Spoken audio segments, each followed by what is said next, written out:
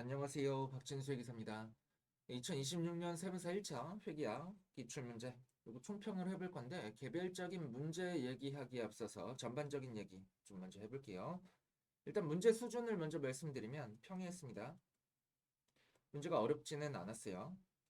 왜냐면 이게 문제 유형이 이론형 문제하고 계산형 문제로 나눠지죠. 계산형 문제 전반적으로 쉬웠고요. 이론형 문제는 어려운 게 일부 있었는데 근데 어려운 건 말 그대로 일부였어요. 풀 수 있는 문제들이 많았고 이론형 문제 중에서도 풀 수 있는 문제들이 많았고 그래서 결과적으로는 풀어서 맞춰야 되는 반드시 맞춰야 되는 남들 다 맞추는 그런 문제들만 맞췄어도 60점을 넘길 수 있는 그런 시험이었습니다. 그리고 요 세무사 1차 시험이 절대평가잖아요. 절대평가 시험에서는 이런 어려운 문제들 신경 쓰실 필요가 없어요. 이런 거 그냥 버리고 맞출 수 있는 것만 들고 가시면 되는 겁니다. 그래서 이번 시험에 좀 특이한 문제가 24번 문제가 위험의 피해계 문제가 나왔어요.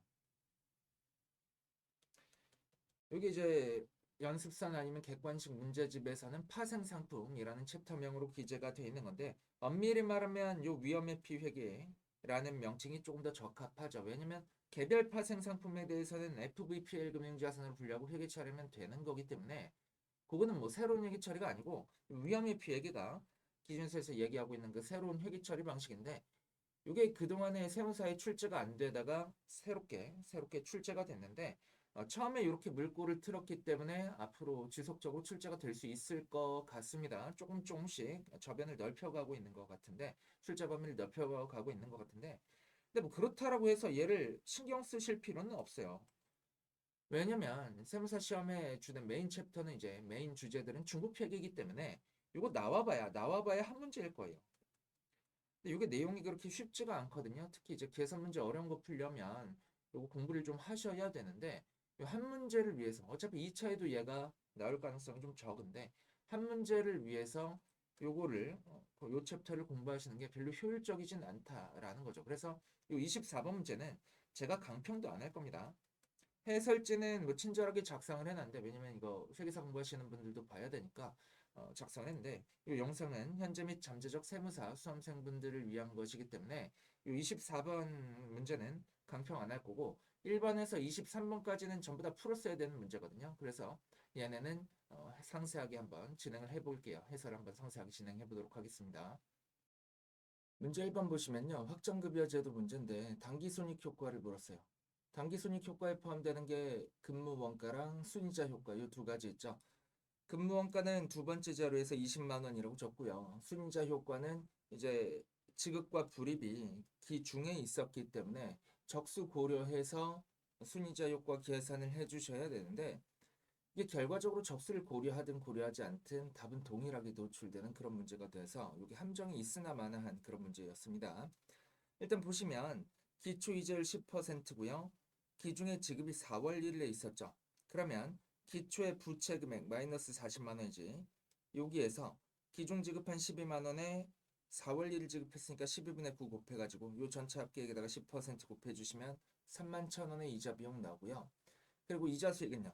얘는 자산이 기초 전액 30만 원이었죠. 여기에다가 기중에 4월 1일에 지급했으니까 마이너스 12분의 9 곱해준 금액 빼주시고 거기다가 기중에 불입한 거 16만 원 곱하기 12분의 6 해가지고 이렇게 전체 계산한 거에다가 10% 곱해주시면 29,000원의 이자 수익 효과 나와요. 순이자 효과는 마이너스 2,000원이고요.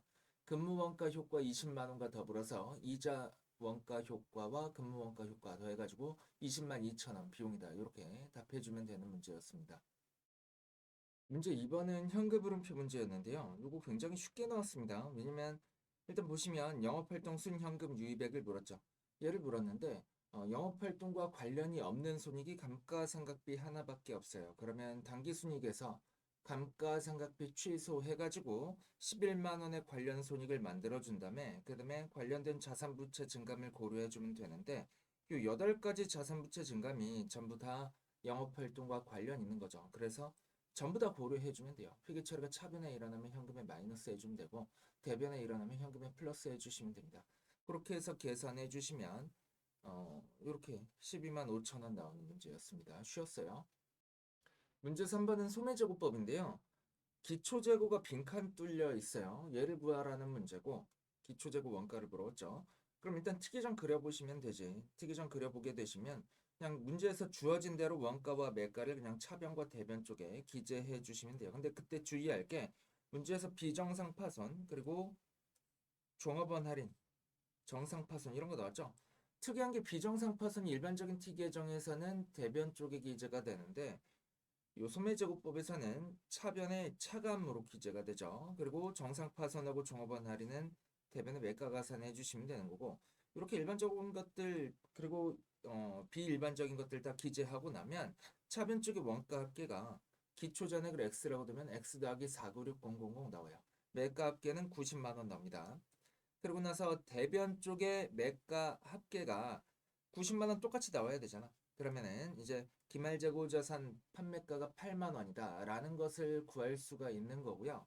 이 상태에서 문제에서 뭘 줬냐면 기말재고 자산이 5만 6천 원이다 라는 걸 줬어요. 원래 5만 6천 원을 구하는 게 일반적인 소매제곱법인데 여기서 기말재고 자산이 5만 6천 원이다 얘를 줬죠. 그러면은 매출 원가율을 역산할 수가 있는 거죠. 8만 원분의 5만 6천 원 하면 70%가 평균법 원가율이 됩니다. 이 평균법 원가율이 원래 90만 원분의 x 더하기 496000으로 도출이 되어야 하는 거니까 역산해보면 기초재고자산 원가는 13만 4천 원 이렇게 구하실 수 있는 문제였습니다. 4번도 재고자산인데 이동평균법이죠. 이동평균법이 나오면 원래 좀 이제 단가 계산이 짜증나는데 근데 매입자를 보시면 단위당 원가가 전부 다 200원이에요. 그래서 이동평균법 적용하더라도 얘는 계산이 그렇게 복잡한 문제는 아니었어요.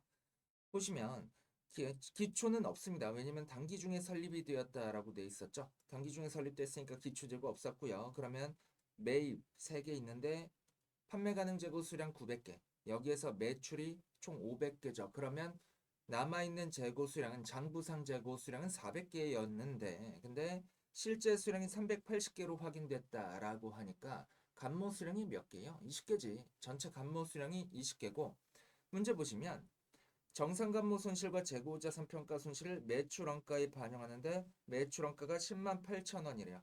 전체 팔려나간 게 500개죠. 500개 단위당 원가는 계속 200원이니까 500개에다가 200원 곱하면 10만 원의 매출원가 일단 파악이 된 거고 거기에 추가적으로 반영해야 줘야 될 게 평가 손실 먼저 있죠. 평가 손실. 일단 간모 먼저 반영한 다음에 평가 손실 계산하는 거니까 요 380개에 대해서 평가 손실을 계산을 해주는 건데 단위당 순실원가능 가치가 180원이요. 그러면 380개 곱하기 20원 해주시면 그러면 7,600원에 평가 손실 나와요. 그러면 10만 7,600원의 매출 원가까지 파악이 된 거죠. 그럼 나머지 요 10만 8천원과 10만 7,600원의 차이 400원이 뭐예요? 얘가 정상간모 손실이라는 거지. 정상간모 손실이 400원인데 단위당 원가가 200원이니까 간모 수량은 2개 되겠죠. 이렇게 골라주시면 되는 문제였습니다. 5번 문제고요. 1, 2, 3, 4번은 그냥 일반적인 지문이에요. 전부 다 맞는 말이고요. 그리고 5번 지문 보시면 미사용 세무상 결손금과 세액공제가 사용될 수 있는 미래 과세 소득의 발생 가능성이 높을 경우 자 세무상 결손금과 세액공제가 나중에 사용이 된다라고 하면 내가 납부해야 될 세금이 줄어들겠지. 그럼 걔는 이한범세 자산이잖아요. 부채가 아니죠. 그래서 답은 5번이 되는 거였어요. 이런 거 틀리시면 안 됩니다. 6번 문제. 자, 이거 공정가치 측정에 관한 문제인데요. 1번 질문 보시면 주된 시장이 있다면 그 주된 시장의 가격이 공정가치를 나타냅니다. 주된 시장이 있는 경우라도 다른 시장의 가격이 측정에는 잠재적으로 더 유리하다면 그게 공정가치를 나타낸다라고 했으니까 이거 틀렸고요. 2번 보시면 비금융 자산의 공정가치를 측정하는 경우에 시장 참여자 자신이 그 자산을 최고 최선으로 사용하거나 최고 최선으로 사용할 다른 시장 참여자에게 그 자산을 매도함으로써 경제적 효익을 창출할 수 있는 시장 참여자의 능력을 고려한다가 맞는 말이에요. 3번이 맞는 말이고요. 4번 지문 보시면 자산이나 부채의 공정가치를 측정하기 위해 사용하는 주된 시장의 가격에 거래원가 조정하지 않죠. 거래원가를 조정하고 나면 그 이제 순공정가치라는 별도의 명칭이 있죠. 5번 보시면 부채의 공정가치를 측정하는 경우에는 신용위험의 영향을 고려하나 여기까지 맞습니다. 의무가 이행되거나 이행되지 않을 가능성에 영향을 줄 수 있는 그 밖의 요소도 고려해야 되는 거예요. 그래서 맞는 거는 3번이 되겠습니다. 7번 문제, 환율 변동 효과에 관한 설명을 옳지 않은 것을 물었고요. 1, 3, 4번 전부 다 맞습니다. 2번 보시면 비화폐성 항목에서 생긴 손익을 기타 포괄 손익으로 인식하는 경우에 그 손익에 포함된 환율 변동 효과는 단기 손익이 아니라 기타 포괄 손익으로 인식하죠. 예를 들어 해외 토지 가지고 있는데 재평가 모형 적용한다라고 해봐요. 그러면 걔는 이제 공정가치로 평가하면서 평가 1에 공정가치 평가 1의 환율로 환산해 주는 거죠. 그러면서 평가 손익은 혹은 환산 손익은 기타 포괄 손익으로 인식해 주는 거예요. 8번 문제 건설계약 문제고요. 거래 가격이 65만 원이고 발생 원가액이 기초한 투입법으로 진행률을 측정한다 라고 되어 있으니까 진행률 계산해 보시면 X년도는 50만 원분의 20만 원에서 40% 나오고요. X년도는 지금까지 누적이 42만 원이죠. 그리고 28만 원까지 더하면 70만 원 돼요. 70만 원분의 42만 원 해보시면 60% 진행률. X3년도는 추가 예정원가 없으니까 100%죠. 공사가 완공된 것일 거고. 자, 그럼 여기서 이제 좀 X2년도부터 좀 쎄한 느낌을 받으셔야 되는데 거래 가격을 초과하죠. 65만 원을 초과하는 원가가 예상되는 거죠. 그럼 손실 예상 공사잖아요. 뭐 요거를 캐치하셨으면 좋고 캐치 못하셨다라고 하더라도 누적 기준으로 왁구 이렇게 짜주시면 뭐 왁구 그리는 과정 중에서 캐치가 될 거예요. 자, X년도는 누적 수익이 65만 원 곱하기 누적 진행률 40%에서 26만 원. X1년도 누적 원가는 50만 원에 총 예상 원가에다가 40% 곱한 20만 원 이렇게 되죠. X2년도는요. 얘는 거래 가격이 변동이 없어요. 계속 65만 원에 60% 해서 39만 원의 누적 수익 되는 거고 X년도 이제 예상 총 원가가 70만 원이죠. 그럼 65만 원을 초과하잖아요. 5만 원만큼. 그러면 70만 원에 대해서 누적 진행률 60%만큼의 원가 인식해주고 초과하는 65만 원의 거래 가격을 초과하는 5만 원에 대해서 잔여 진행률 40%만큼 손실 충당 부채로 땡겨 잡으면서 계약 원가 추가로 인식해줘야 되는 거죠. 그래서 X2년도 누적 손익은 39만 원 빼기 44만 원에서 5만 원 손실돼요. X1년도 누적 손익이 6만 원이었으니까 6만 원에서 마이너스 5만 원 되도록 X2년도에는 11만 원의 단기 손익, 공사 손익 인식해주면 되는데 X2년도 인식할 공사 손실 물었으니까 답은 4번 되겠습니다.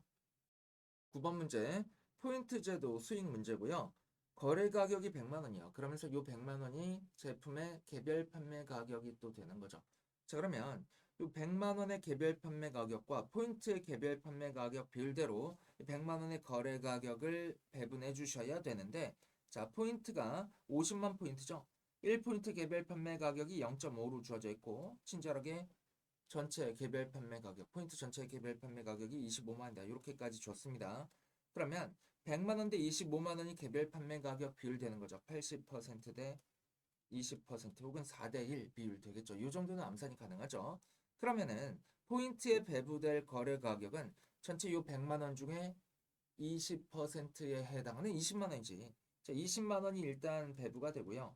문제에서 물어본 게 포인트에 대해서 X2년도에 인식할 수익을 물었으니까 요거 누적 기준으로 수익 인식해 줘야 되죠. 진행 기준에 따라서 X1년도에 10만 포인트 교환됐는데 25만 포인트가 교환될 것으로 예상된대요. 그러면 20만 원 곱하기 10만 원 나누기 25만 포인트 10만 포인트 나누기 25만 포인트 하면 X1년도 누적 수익은 포인트 관련해서 8만 원이에요. 그리고 X2년도는 18만 포인트가 누적적으로 교환됐고 30만 포인트가 교환될 것으로 예상된다라고 하니까 진행률 60%지. 그러면은 20만 원에 60% 곱해주시면 X년도 누적 수익은 12만 원 돼야 되는데 기존에 X년도에 8만 원 인식했으니까 X2년도에 인식해야 될 수익 금액은 4만 원이죠.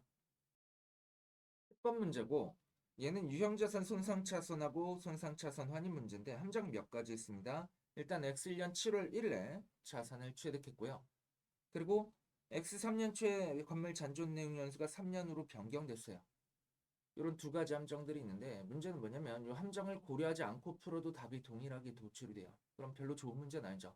왜냐면 이렇게 문제를 출제하게 되면 함정을 다 고려해서 푸는 사람은 시간을 좀 많이 쓸 거예요. 근데 함정을 고려하지 않고 함정이 있는지도 모르고 파악하지 못하고 문제를 푼 사람은 시간을 좀 덜 쓰겠지.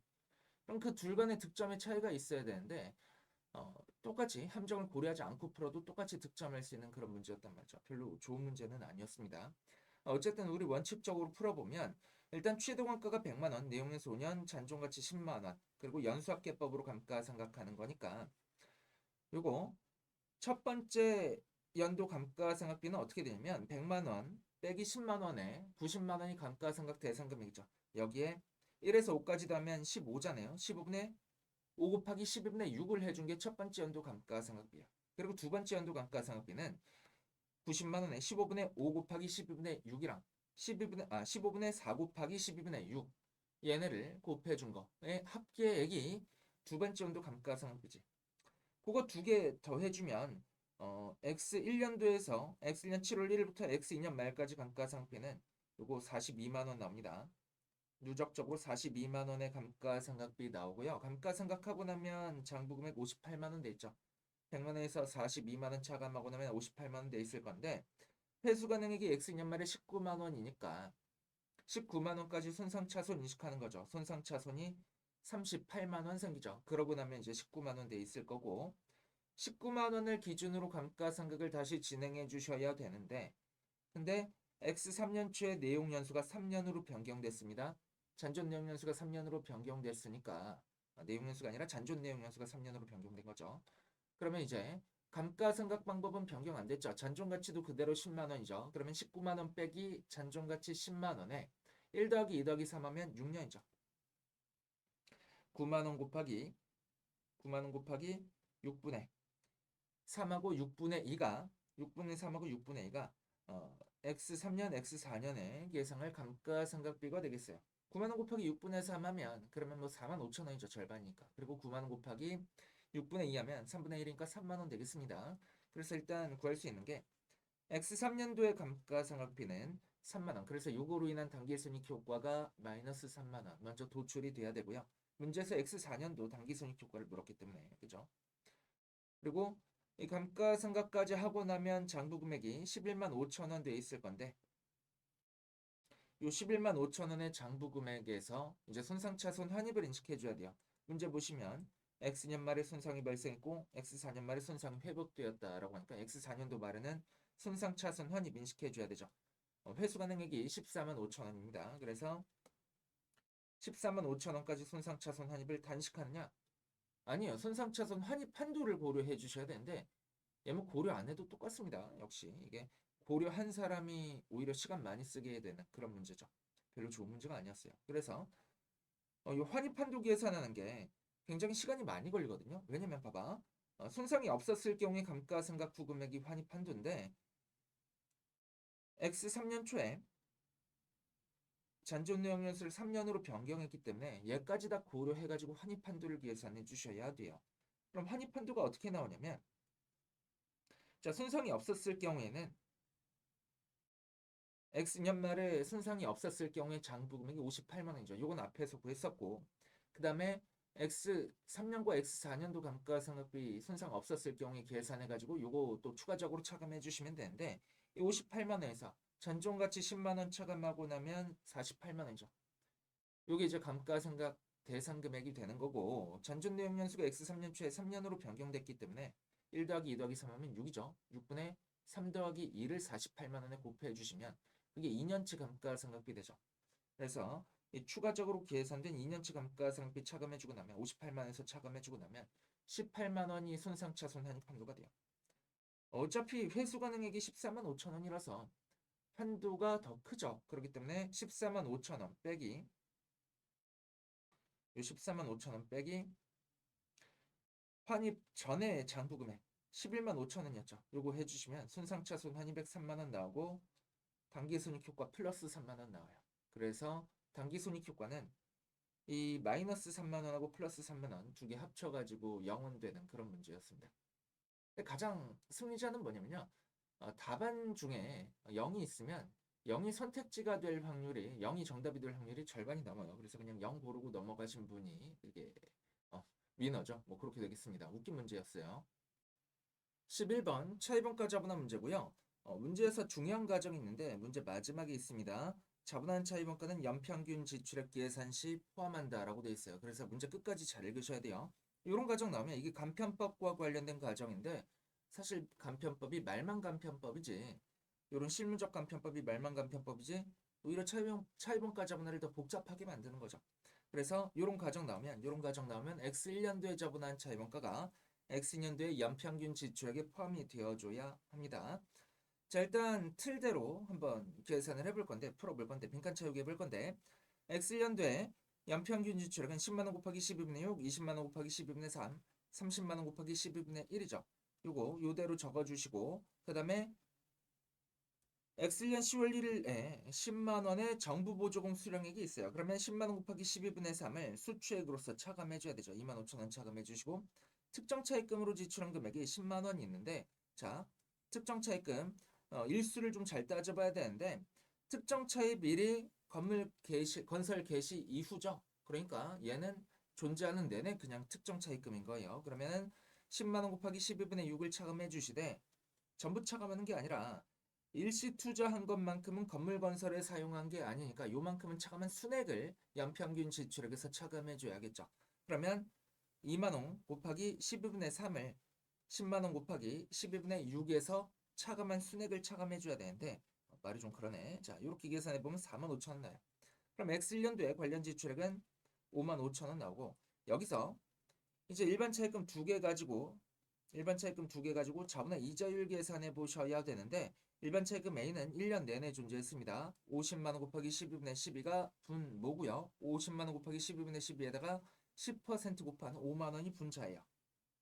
이렇게 되고 차입금 B 일반 차입금 B가 보시면 얘는 6개월간 존재했죠. X1년도에 100만 원 곱하기 12분의 6 해주시면 50만 원 나오죠. 50만 원 곱하기 12분의 10이랑 딱 50대 50으로 떨어지잖아. 그러면은 이 가중평균 이자율이 어떻게 되겠어요? 10 더하기 6 나누기 2한 그냥 8% 되겠죠. 근데 그렇게 계산하지 마시고 이거 그냥 끝까지 다 계산해 보세요. 왜 그러냐면 8%를 안다라고 하더라도 이 분자 금액을 어차피 계산해 주셔야 돼요. 왜냐면 얘가 일반 차입금에서 실제로 발생한 차입 원가가 되고 그게 일반 차입금 차입 원가 자본화의 한도가 되기 때문이죠. 자, 8만 원이 차입 원가 자본화, 일반 차입금 차입 원가 자본화의 한도가 되는 거고요. 자, 특정 차입금 차입 원가 자본화 금액 먼저 계산을 해볼 건데 여기 연평균 지출에서 차감해준 요 순 특정 차입금 있죠? 여기다가 이자율만 끼워 넣어주시면 돼요. 그러면 이자율이 8% 그리고 10%였죠. 여기에 8% 그리고 곱하기 10% 해서 10만원 곱하기 12분의 6 곱하기 8%에서 2만원 곱하기 12분의 3 곱하기 10% 차감해주고 나면 특정 차입금 자본화할 금액 3,500원 나옵니다. 그리고 일반 차입금 차입원가 자본화할 금액은 요거는 55,000원 곱하기 연평균 이자율 8% 요게 대상 금액이죠. 그리고 한도는 차입원가 자본화 이자율의 분자 금액 8만 원 이렇게 되는 거니까 5만 5천 원 곱하기 8%면 4,400원 나와. 얘가 더 작지. 그러면은 차입원가 자본화되는 금액은 7,900원인데 여기서 끝내시면 안 돼요. 요게 X2년도의 연평균 지출액에 이대로 포함이 돼줘야 됩니다. 그리고 X2년도 연평균 지출액 한번 다시 계산하기 위해서 자료로 가보시면 60만 원 곱하기 12분의 12가 있고 10만 원 곱하기 12분의 6이 있죠. 여기서 끝이 아니라 연평균 지출액에서 차감해줘야 될 것으로서 요 정부 보조금 수령액 있죠. 수령액 다시 뱉어내지 않았으니까 그냥 10만 원 곱하기 12분의 12 전체 차감해주면 되는 거죠. 특정 차입금은 X년도 말에 상환했어요. 적수 0입니다. 그래서 차감해줄 거 없고 계산해주시면 관련 지출액 57900 나와요. 그리고 자본화 이자율 계산해 볼 건데 여기도 보시면 자 X2년도의 일반 차입금 A는 1년 내내 존재했어요. 50만원 곱하기 12분의 12가 분모고요. 50만원 곱하기 12분의 12에다가 10% 곱한 5만원이 분차죠. 그게 이렇게 올 거고요. 그리고 일반 차입금 B는요. 100만원 곱하기 10분의 6개월 동안 존재했습니다. 그럼 역시 50만원이죠. 연평균 이자율 똑같이 8%예요. 근데 그래도 구해보라고 했죠. 왜냐면 어차피 자본화 한도를 계산하기 위해서 구해야 되니까. 그러면 자, 분자에 포함될 요 100만원 곱하기 12분의 6 곱하기 6% 해주시면 3만원이죠. 그래서 분자 금액 8만원 나오고 이자율 8% 나와요. 이 8만원은 일반 차입금 차입원가 자본화의 한도가 되는 거죠. 특정 차입금 차입원가 자본화할 거 X2년도엔 없고요. X2년도에 차입원가 자본화 할 때 557900에 8% 곱한 거랑 8만 원의 한도 비교해 주시면 4463이 나옵니다. 4463이가 더 작죠.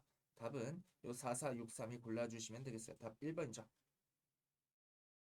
12번 문제. 문제에서 물어본 게 뭐냐면 X 1년 말에 자본 총계 물었어요. 그러면은 뭐 쉬운 문제지.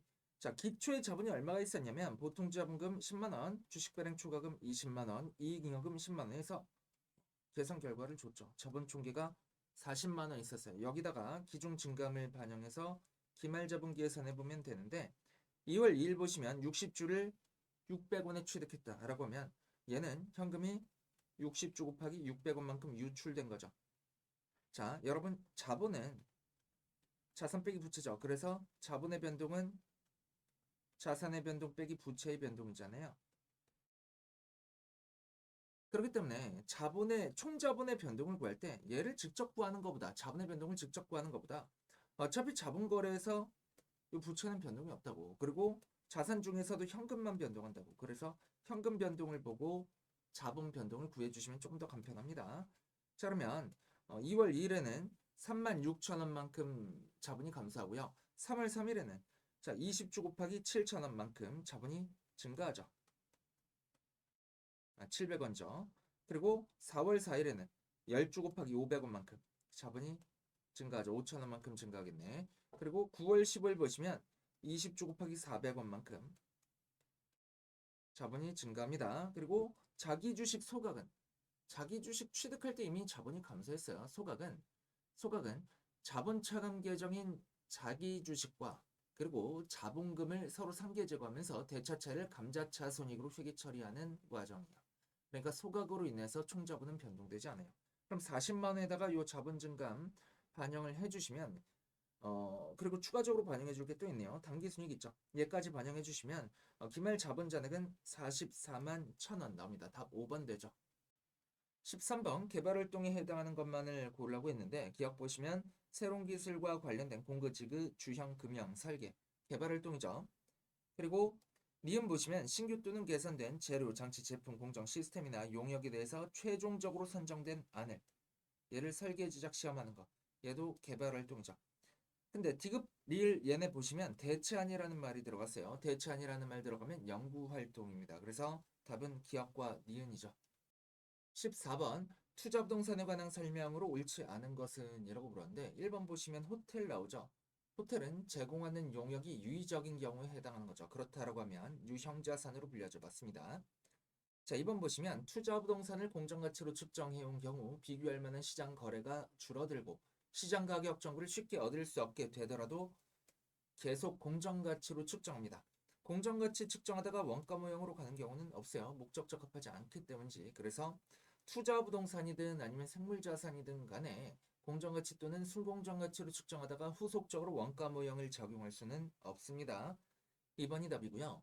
2번이 틀렸어요. 3번 보시면 재고자산을 공정가치로 평가하는 투자부동산으로 대체하는 경우 재고자산 장부금액과 대체 시점에 차비나 인식되는 공정가치 투자부동산이죠. 요 금액의 차이는 당기순이익으로 인식해요. 왜냐면 재고자산을 공정가치로 처분했다가 공정가치로 투자부동산을 다시 사오는 거로 보는 거죠. 그래서 기준서에서 무슨 말을 하고 있냐면 이런 경우는 재고자산을 매각하는 경우의 회계 처리와의 일관성을 위해서 당기순이익으로 인식해라 라고 하고 있습니다. 4번 질문 보시면 종업원으로부터 시장 가격에 해당하는 임차료를 받고 있는 경우에도 종업원이 사용하는 부동산은 자가사용 부동산이다 라고 되어 있는데 맞는 말이요. 시장 가격에 해당하는 임차료를 받고 있든 아니든 상관하지 않습니다. 이런 거 무관하게 받든 안 받든 무관하게 종업원이 사용하고 있는 것은 기업 자체적으로 사용하는 걸로 봐요.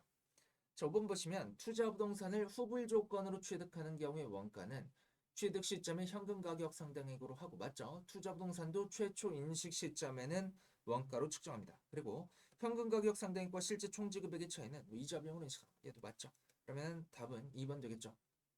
15번 나머지 다 맞는 말인데 2번이 틀렸어요. 수확물은 최초 인식 시점의 순공정가치로 측정하죠. 그 순공정가치라는 것은 공정가치에서 처분 부대 원가를 차감한 금액이죠. 얘가 틀렸고 요거 관련해서 추가적인 첨언을 좀 드리자면 수확물은 어떤 경우에도 순공정가치로 측정합니다. 원가 측정 이런 거 하지 않아요. 왜냐면 수확을 했다라는 것은 어느 정도 판로가 구축됐다. 그래서 판매가 가능하다라는 얘기예요. 그렇기 때문에 이번에 이 수확물의 경우에는 다른 생물자산과는 다르게 얘는 애초에 생물자산이 아니죠. 수확하는 시점에 생물적 변환이 중지되는 거니까. 그렇기 때문에 이 수확물은 이미 수확을 했다는 것 자체가 판매 가능성이 높다라고 보는 거야. 왜냐면 뉴스 같은 데 보시면 농산물 같은 경우는 가격 급등이 심하죠. 급등락이 심하죠. 그렇기 때문에 가격이 급락했을 경우에는 그 수확하는 인건비도 안 나온다고. 그러면 어떻게 해요? 그냥 알아서 나무에 매달려서 있다가 알아서 떨어져서 썩도록 수확 안 하죠. 그래서 수확을 했다라는 것 자체는 어느 정도 이 수확을 통해서 이익을 실현할 수 있다. 그러니까 내가 판매가를 판단할 수 있는 상황이다라고 보는 거예요. 그래서 수확물은 항상 순공정 가치로 측정을 해줍니다. 요거까지 좀 알고 가시고요. 16번 주당이익 문제인데 희석 주당이익 물었어요. 근데 문제가 좀 쉽습니다. 왜냐면 잠재적 보통주가 신주인수권 요거 하나밖에 없고요. 그리고 문제 자료가 나머지도 다 간단해요. 기초에 보통주 자본금이 100만원, 1주당 액면금액이 1000원이니까 발행주식 총수는 100만원 나누기 1000원 해가지고 1000주였던 거죠. 자기 주식하고 우선주 자본금 없습니다. 쉽죠? 그리고 세무는 X1년 4월 1일에 무상증자 20% 실시했어요. 무상증자는 기산일이 원본 주식 발행일이죠. 그러면 분모는 기본 EPS 계산하기 위한 분모는 1000주 곱하기 1.2한 1200에서 출발해야 되는 거죠. 그래서 1200분의 당기순이익 120만원, 당기순이익이 요 아래쪽에 있습니다. 요게 기본 EPS고요. 요 기본 EPS에서 출발해가지고 잠재적 보통주 신주인수권 하나 있습니다. 얘를 반영했을 때 희석주당이익이 800원이다 라는 거예요. 그러면 얘가 800원인 결과치는 이미 나와 있는 거고 요 상황에서 분모 가산수령이 얼마가 돼야 돼요? 얘가 300주가 돼야 돼. 왜냐면 얘가 1200주죠.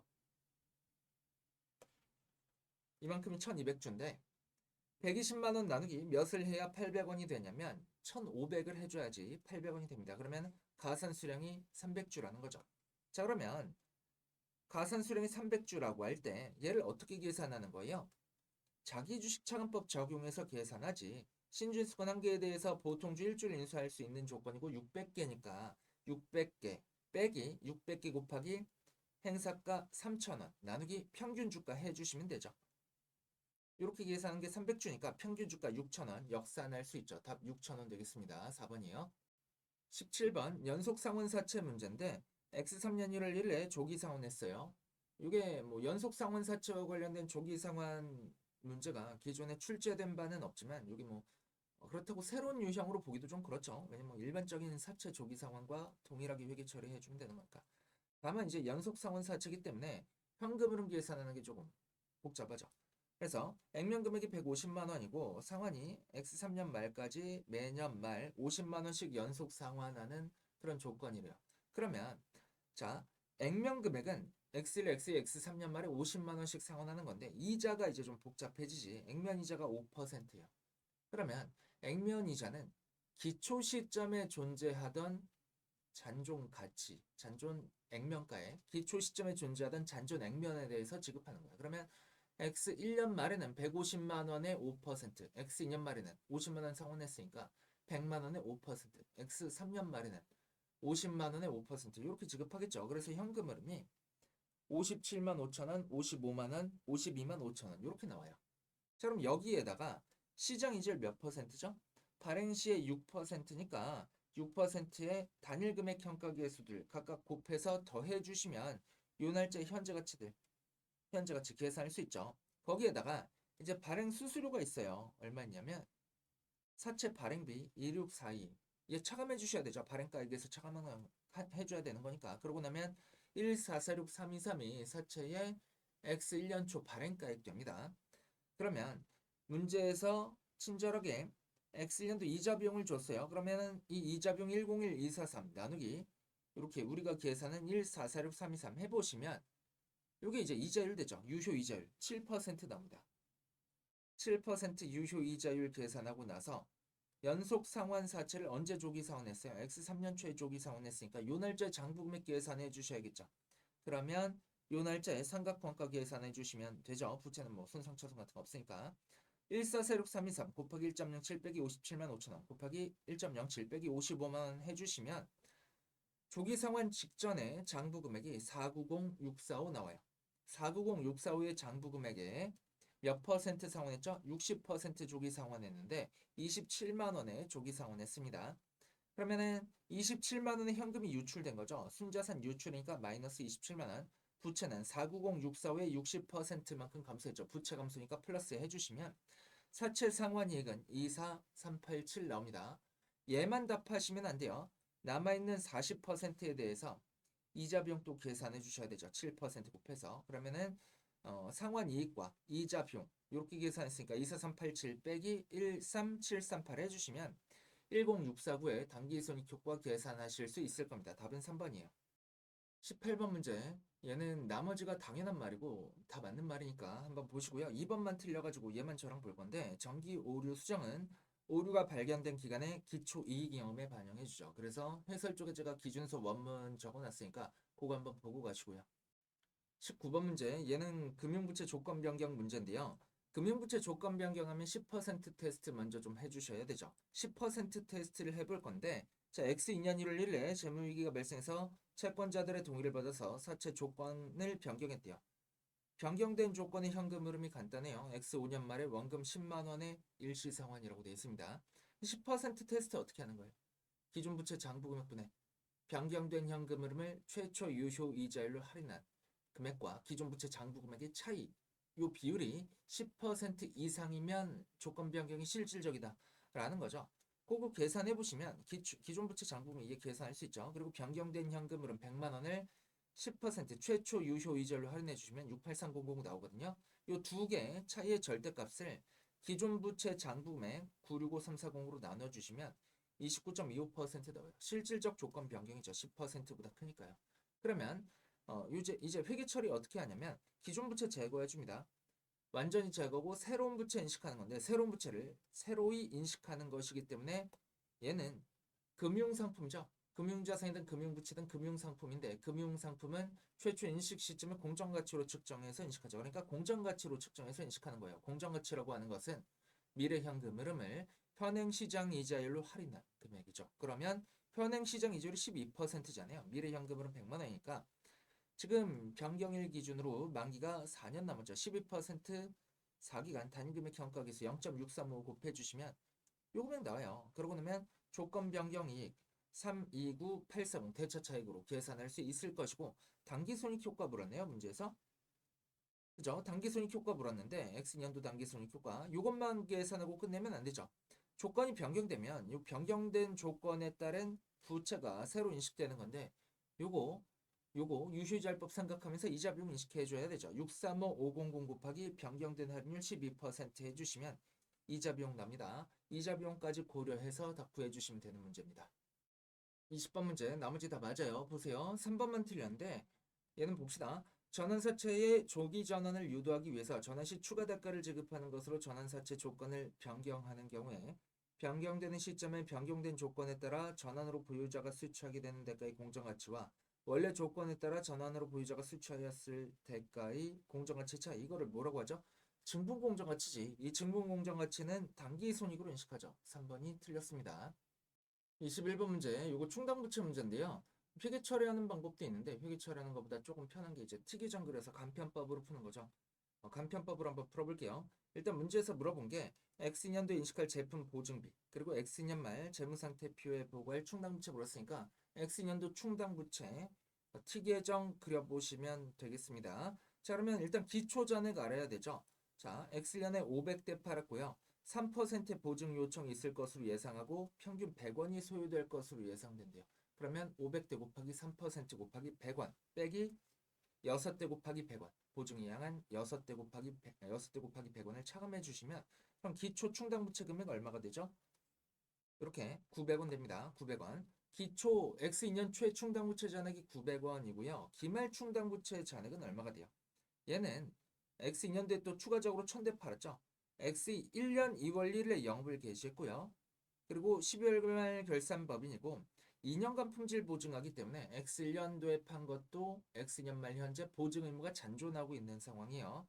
그러면 총 2년간 판매한 1,500대 곱하기 3% 곱하기 100원에다가 자, 총 몇 대요? 6대, 7대, 12대 합치면 25대인가요? 25대에 100원 곱해준 지출한 금액 요거 차감해 주시면 기말 충당부채 잔액 구할 수 있죠. 기말 충당부채 잔액은 2,000원입니다. 그리고 나서 요것만 가지고 대차차액을 충당부채 설정액이다. 그래서 제품 보증 손실이다. 이렇게 계산하시면 안 되고요. 요거 간편법 중에서 T계정 그리실 때 항상 지출액 같은 거 고려를 해주셔야 되는데 보시면 X년도에 지출한 금액이 얼마예요? 19대 19대 곱하기 100원 해주시면 1,900원이죠. 얘도 지출로 인해서 충당부채 감소하기 때문에 얘도 충당부채 T계정에 차변 쪽에 기재해 주셔야 돼요. 그럼 차변합계 3,900원, 대변합계 900원이니까 단기 중에 충당부채 설정할 금액은 그러니까 제품 보증 비용은 3,000원이죠. 3,000원. 그래서 답은 뭐 4번 아니면 5번 될 거고요. 그리고 기말 충당부채 잔액은 우리 이미 구했죠. 2,000원이었지. 2,000원, 2,000원. 그래서 답은 4번 되겠습니다. 22번 X년초에 사채를 취득했는데 9월980에 취득했고 유효이자율이 12%다 라고 합니다. 그리고 박스 안에 가보시면 X년 말 이자는 정상적으로 수취했는데 신용이 손상됐대요. 그리고 X2년 말부터 금융자산에 대한 이자는 수취하지 못할 것으로 예상하고 만기에 X3년 말에 90만 원의 원금만 수취할 것으로 추정한다 라고 되어 있으니까 X1년 말에 손실충당금 차감의 상각후 원가는 어떻게 돼요? 90만 원 곱하기 최초 유효이자율 12%의 이기간 0.797에 곱해준 금액 되죠. 그래서 상각후 원가 717480 되는 거고요. 그리고 삼각 스케줄 한번 그려보면 최초 시작점이 91980이죠. 거기에 12% 곱해주고 나면 114238에 이자 수익 나와요. 여기에서 액면이자 10만원이니까 91980 더하기 114238 빼기 10만원 해주시면 96618의 총장부 금액 되어 있을 것이고 요 96618의 총장부 금액과 삼각구원가 717480의 차이 금액이 손상차손 누계액이죠. 248738인데 기초에 손상차손 누계액 없었으니까 단기 손상차손은 248738 되는 거죠. 그러면 단기 이자 수익은 114238 그리고 단기 손익효과는 114238 빼기 248738 되는 거죠. 자, 이때 문제로 돌아가 보시면 동그라미 1번 보세요. 이자 수익 X년도에 114238이다. 요거 맞는 말이죠. 2번 질문 보시면 FVOCI 금융자산으로 분류한다라고 하더라도 단기손익효과는 동일하죠. 이때 금융자산 회계처리로 인해서 단기손익은 X년도에 134500 감소한다. 맞는 말이에요. 114238 빼기 248738 해주시면 요 금액 똑같이 나옵니다. 그리고 이제 문제 지문 3번 가보시면 X2년도급 물었으니까 X2년도도 이제 회계처리 해볼 건데 회계처리라기보다는 이제 삼각 스케줄 그려볼 건데 신용 손상이 발생했죠. 그러면 삼각후 원가에서 출발하는 거지. 유효이자율법 삼각을 삼각후 원가 기준으로 해주시면 되죠. 717480 곱하기 12% 해주시면 86098의 이자 수익 나오고요. 그리고 X 1년도 말부터 이제 이자 수취 못할 것으로 예상됐었으니까 빼줄 금액 없습니다. 그러면 717480에 86098 더해주고 나면 803578 돼 있을 건데 얘는 삼각부 원가가 아니에요. 중간 과정에서 나오는 숫자고 여기에다가 추가적인 환입 또는 손상차손이나 환입을 반영해준 후의 금액이 삼각부 원가가 되겠습니다. 그러면 이제 문제로 돌아와서 다시 보시면 자 X2년 말에 이자는 수취하지 못했고 예상대로 수취하지 못한 거죠. 그리고 신용손상이 일부 회복돼서 X3년 말에 이자 7만원과 원금 90만원 수취할 것으로 추정한다라고 했으니까 두 개 더하면 97만원이죠. 그리고 만기까지 1년 남았으니까 97만원 곱하기 12% 1기간 현가계수 0.8929 해주시면 그러면 요 금액 866113 되어 있을 겁니다. 자 그러면 803578하고 866113의 차이 금액 62535가 X년도에 손상차손 환입되겠습니다. 문제에서 물어본 게 뭐냐면 동그라미 3번 지문 가보시면 X년 단기순이익은 148633 증가한다라고 되어 있는데 맞아요. 62535 더하기 86098 해주시면 그 금액 나옵니다. 그리고 4번 지문 가보시면 FVOCI로 분류할 경우 기타 포괄 손익 누계액은 1162로 감소한다라고 되는데 이거 한번 보셔야죠. 자, 기 말에 X년 말과 X년 말의 단기 공정가치가 68만원과 84만원이죠. 그렇다라고 하면 X1년 말에 삼각후원가 717480하고 그리고 공정가치 68만원의 차이 금액 계산해보면 마이너스 37480 나오는데 요게 X년말의 기타 포괄 손익 누계액이고요.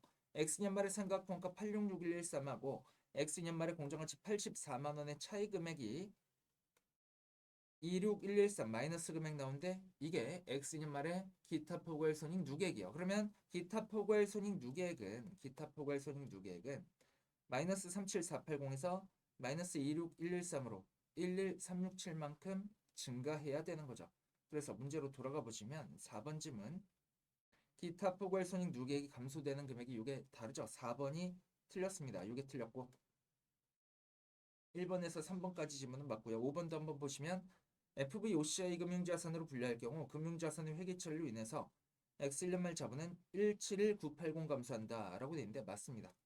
자, X1년 말 자본은요 114238만큼 증가하고 248738만큼 감소하고 37480만큼 감소해서 얘네 3개 다 더해주면 그 동그라미 5번의 금액 나와요. 이 자본이라는 거는 자본의 변동은 그 사유가 3가지입니다. 단기손익이거나 아니면 기타 포괄 손익이거나 아니면 주주와의 거래, 그러니까 자본 거래로 인한 변동이요. 지금 문제에서 자본 거래 제시되어 있지 않으니까 얘를 빼면 단기손익과 기타 포괄 손익이 자본의 증감이 되는 거죠. 이렇게 구하시면 되겠습니다. 23번 문제. X년 초에 의결권 있는 보통주 20%를 42만 원에 취득했는데 순자산 공정가치가 200만 원으로 장부금액과 일치한다라고 돼 있어요. 공정가치 차익이 없죠. 그러면 공정가치 차익 생각할 것도 없으니까 문제가 좀 간단하겠죠. 자, 이게 일단 영가면서 차익이 발생하는지를 먼저 보셔야 되는데 200만 원에 20% 40만 원이죠. 40만 원어치를 42만 원 주고 취득했기 때문에 2만 원만큼 비싸게 취득한 거죠. 영업권 요소 2만 원 발생합니다. 영가면서 차익 발생하지 않아요. 영가면서 차익이 발생하지 않으니까 X년도 지분법 이익 계산할 때 가산해 줄 금액 없는 거고요. 자, 그러면 이제 문제에서 뭘 물어봤는지 좀 보면 X년 말에 지분법 적용 투자 주식 장부 금액 물었습니다. 42만 원에서 출발해서 지분법 당기순이익 그리고 지분법 기타 포괄 손익 이런 것들 반영해 주면 되겠죠. 자, 괄호 안에 가보시면 박스 안에 가보시면 X년 10월 1일에 세무는 한국에게 원가 35,000원의 재고자산을 5만 원에 판매했대요. 뭐 상호거래, 내부거래 이런 거 구분 안 하겠습니다. 미실현 손익이 15,000원 발생했는데 15,000원 발생했는데 기말에 얼마나 남아있는 거예요? 5만 원 중 2만 원 보유하고 있으니까 40% 남아있죠. 15,000원에 40% 하면 6,000원 나오거든요. 6,000원만큼 내부거래 미실현 손익 그냥 상호거래라고 하죠. 상호거래 미실현 손익이 남아있는 거예요. 당기순익이 20만 원이니까 20만 원 빼기 6,000원에 20% 곱해주시면 그게 지분법 이익이죠. 얼마가 나오냐면 38,800원 나와요. 그리고 또 기타 포괄 손익도 2만 원 발생했는데 요거에다가 20% 곱해주시면 지분법 기타 포괄 이익이 4,000원 나와요. 그러면 기말 관계기업 투자주식 장부 금액은 취득원가 42만 원에 지분법 당기순익과 지분법 기타 포괄 순이익 더한 462,800 되겠습니다. 이게 답이죠. 24번 문제는 위험의 피회계에 관련된 문제인데 보통 이제 교재들의 시중 교재들의 파생상품이라는 챕터로 수록이 돼 있죠. 엄밀히 말하면 그냥 개별 파생상품은 FVPL 금융자산이기 때문에 파생상품이라는 챕터명은 좀 잘못됐고 위험의 피회계라는 말이 좀 맞습니다.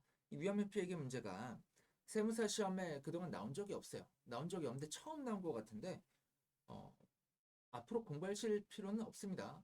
이게 나와봐야 중급 회계 다 나오고 위험의 피회계 요거 나와봐야 한 문제 정도 나올 건데 이 한 문제를 맞추기 위해서 투입을 하실 필요는 없을 거라고 생각돼요. 그래서 얘는 제가 설명을 좀 생략하겠습니다. 해설은 친절하게 적어 놓을 테니까 회계사 공부하시는 분들은 요거를 보시고 세무사 공부하시는 분들은 위험의 피회계 앞으로도 뭐 처음에 이제 물꼬를 틀었기 때문에 다음 연도부터 조금씩 나올 수는 있겠지만 나와봐야 한 문제일 거니까 그냥 버리세요. 버리는 거 추천하겠습니다. 자, 답은 요거 5번 되겠습니다. 자, 재미없는 영상 들어주시느라 고생 많으셨고요. 그리고 강평 촬영하면서 저도 이제 한번 다시 돌아보니까 이렇게 절대평가인 시험들 있죠. 특히 이런 세무사 시험 같은 거에서는 지엽적인 주제들 이런 것들은 뭐 굳이 챙겨갈 필요가 없는 것 같아요. 1차에서만이에요. 1차. 왜냐면 1차는 문제가 많이 나오니까 지엽적인 거 그냥 버리고 맞출 수 있는 것만 맞추시면 됩니다. 다만 이제 세무사 2차는 얘는 문제수가 좀 적게 나오죠. 문제수가 적게 나오기 때문에 지엽적인 거 버렸다가 거기서 걸려버리면 그 해 시험 떨어지는 거니까 2차는 좀 얘기가 다른데 1차는 지엽적인 거 좀 안 하셔도 될 것 같고, 다만 요 지엽적이다 아니다의 판단은 요거는 들으시는 강사 기준으로 해주시는 거예요. 강사 기준으로. 본인들이 그냥 공부하다가 어렵다. 그럼 다 지엽적인 거죠. 그렇게 해주시면 안 되고, 강사들이 강의하면서 요거 지엽적인 거니까 잘 안 나오니까 1차 예산 버리세요라는 것들은 좀 1차 공부하실 때는 버려도 될 것 같습니다. 2차에서는 얘기가 좀 달라지는데 1차에서만 그렇습니다. 네, 고생 많으셨고, 그리고 뭐 이미 화살은 던져졌잖아요. 그러니까 여러분이 할 수 있는 거는 그냥 마음 편히 쉬는 겁니다. 뭐 다시 공부를 시작하든 새로운 시작을 하든지 간에 가장 중요한 건 휴식이에요. 휴식이니까 휴식이 가장 중요하니까 부디 좀 푹 쉬시고, 그리고 뭐 힘드신 분들 있으면, 마음이 좀 힘드신 분들 있으면 저한테 뭐 연락을 하시든지, 뭐 연락하는 방법이 여러 가지가 있습니다. 인스타 DM 같은 거 하셔도 되고, 인스타 요거 주소 알려드리면 2B CPA죠. 여기에다가 오셔가지고 DM 보내셔도 되고요. 아니면 제 메일 주소가 js_cpa 그리고 카카오닷컴이요. 여기로 메일을 보내주셔도 되고, 아니면은 학원 강사 게시판에 따로 상담 요청글을 올려주셔도 되는데, 편한 방법으로 좀 접촉을 해주시면 되고요. 뭐, 저도 이제 공부할 때 좀 힘들었던지라 뭐 공부 수험 상담 이런 거에 언제든지 열려 있으니까 편하게 연락을 좀 주시기를 부탁을 드릴게요. 네, 정말 고생 많으셨고 여러분들 모두의 합격을 기원하겠습니다.